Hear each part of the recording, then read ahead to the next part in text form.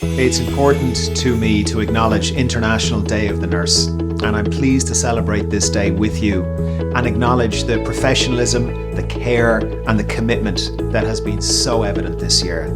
I've had the great privilege to meet many of you over the past year and have been hugely impressed by the skill and the dedication that you bring to your patients. The declaration of a worldwide pandemic in March of last year changed how care was planned and delivered almost overnight, as the entire healthcare system had to rapidly adapt to meet the challenges of COVID-19. Nurses across all disciplines, alongside midwives, came together across all practice areas, supporting public health and the national effort in so many ways, and continuing to deliver the high quality and safe care that patients need.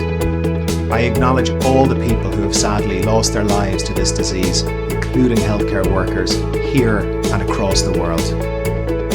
Over the crisis, you've demonstrated flexibility and resilience in response to the increased service needs, and you have faced difficult situations in the challenges presented by the additional numbers of patients.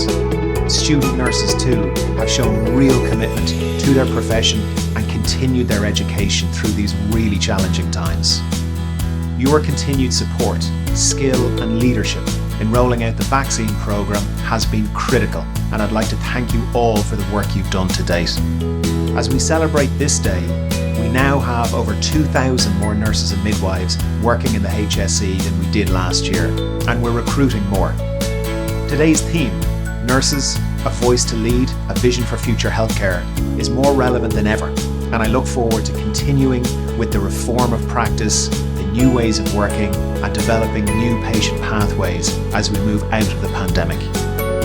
Today, as you reflect on the contribution that you've made and continue to make, you can be justifiably proud of the difference you have made and the huge appreciation we all have for you and for your profession. Enjoy the day.